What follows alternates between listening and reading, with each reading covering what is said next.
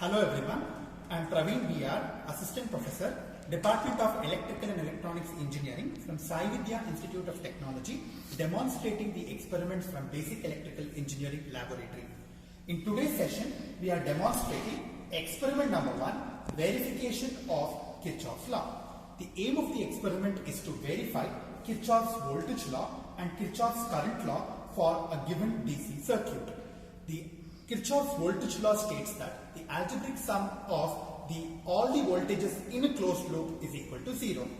In this circuit, we are going to consider two loops. Kirchhoff's current law states that the algebraic sum of currents meeting at a node is equal to 0. In this circuit, we are applying Kirchhoff's current law at node X. We are using the apparatus such as regulated DC power supply E1 and E2 of the range 0 to 30 volts. We are using 3 DC ammeters to measure current of 0 to 2 amps. We are using 3 DC voltmeters to measure the voltages of 0 to 30 volts. The circuit consists of two power supplies E1 and E2, which are incorporated in a single device consisting of two units E1 and E2. E1 has positive and negative terminals. E2 has positive and negative terminals. The circuit consists of voltmeters which are connected in parallel to the terminals of the device which measures the voltages, and this voltmeter is of DC type having two terminals. One is positive terminal represented by red and negative terminal represented by black. We are using 0 to 30 volts DC. We are using ammeter of DC type which is represented by a straight line. Ammeters are connected in series to measure the branch currents, and it consists of two terminals. In this ammeter, the positive terminal is represented by the yellow wire and negative terminal is represented by the green wire.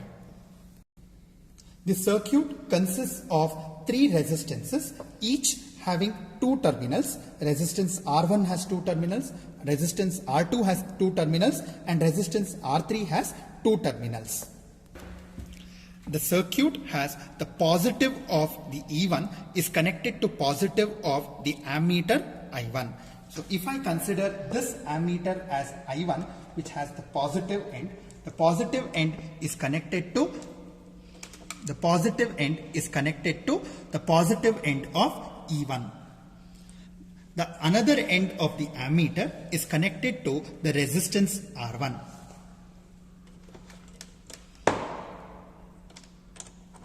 Another end of ammeter is connected to R1.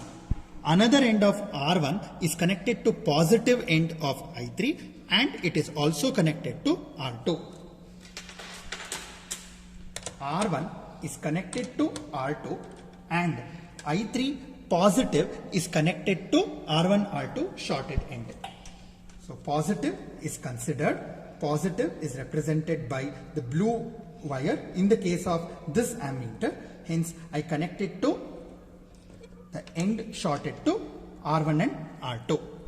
Another end of R2 is connected to negative end of the ammeter I2. If this is the negative end of the ammeter, it is connected to R2.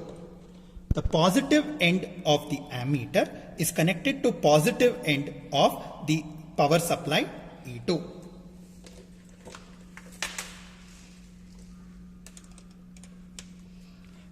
The negative end of E2 is connected to the other end of R3, and other end of R3 is also connected to the negative end of E1.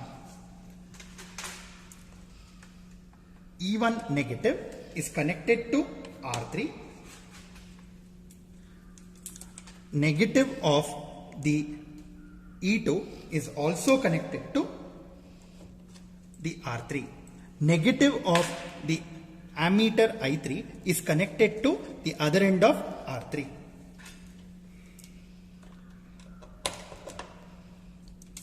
This completes the connections of this particular experiment. Voltmeters are connected only to measure the voltages. At present, we are verifying the Kirchhoff's current law. Hence, the ammeter readings are going to be considered. Now, before switching on the power supply, ensure that this regulated power supply has two knobs, voltage knob and the current knob. The voltage knob has to be kept in the minimum position and the current knob has to be kept in the maximum position. Similarly, the voltage knob of E2 should also be connected in the minimum position and the current knob should be connected in the maximum position. Now, once the adjustments are done, switch on the power supply and vary the voltage knob to 10 volts. You keep it to 10 volts.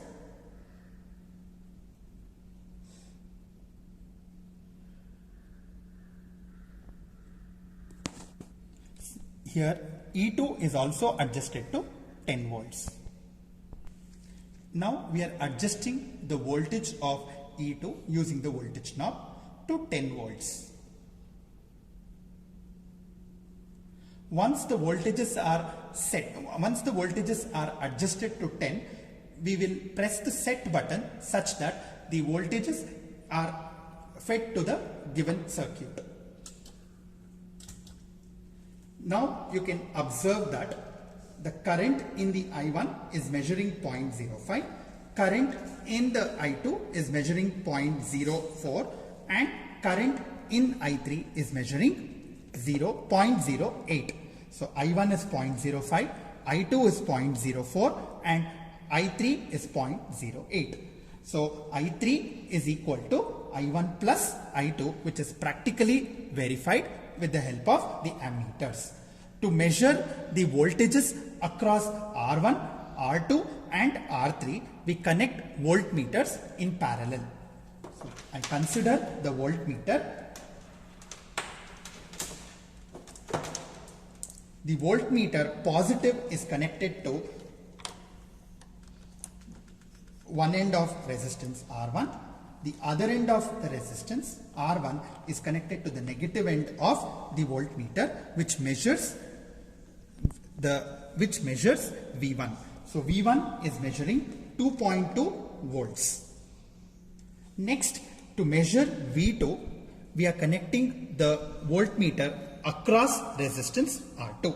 So I consider in such a way that the positive end which is connected to E2 should be connected to the positive of this. Hence, I'll connect the positive of the voltmeter to the end which is connected to E2 and the negative end of the voltmeter is connected to this. Measures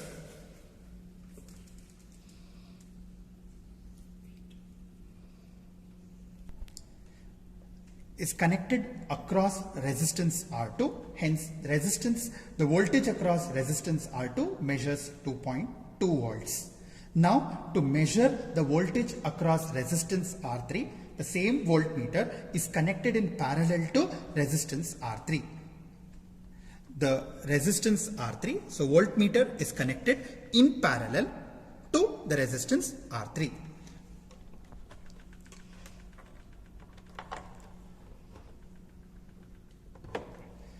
Which measures V3. So V3 is 7.6, V2 is 2.2 and we got V1 as 2.3. Hence, we will tabulate the readings and verify Kirchhoff's current law and Kirchhoff's voltage law. After the tabulation are done, practically the tabulations are noted down in the tabular column as mentioned here. The V1 is taken as 2.3, V2 is taken as 2.2, V3 is taken as 7.6. Similarly, for Kirchhoff's current law, you would have got I1 as 0.05, I2 as 0.04 and I3 as 0.08. We have in this particular circuit two loops. Considering the Kirchhoff's voltage law to the loop 1, which is having E1, V1 and V3, we apply Kirchhoff's voltage law to loop 1 such a way that negative to positive is positive, positive to negative is negative. Hence, negative to positive is positive, hence it is plus V1. Positive to negative is negative, hence minus V1. Positive to negative is negative, hence minus V3. So we apply Kirchhoff's voltage law and we equate it to 0. This is for the first loop. Similarly, for the second loop, we get negative to positive is positive, so plus E2. Positive to negative is negative, so it is minus V2. Positive to negative is minus V3, which we write it, and we equate it to 0.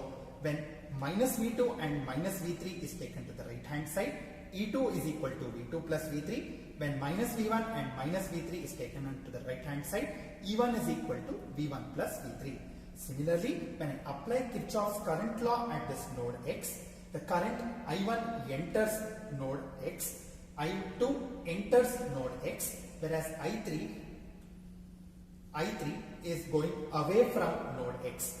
The current entering node X is taken as positive, so I write it as plus I1. The current I2 is entering, so I write it as plus I2, whereas current I3 is leaving the node X, hence I write it as minus I3, and I equate it to 0. I take I3 on the other side, I get I3 is equal to I1 plus I2, and I get E1 is equal to V1 plus V3, and E2 is equal to V2 plus V3. We can observe here that practically we may not get exact values of 10, but approximately equal to the rated value or the value which we are giving to the supply. Hence, the experiment on verification of Kirchhoff's law is completed. Thank you for watching this video.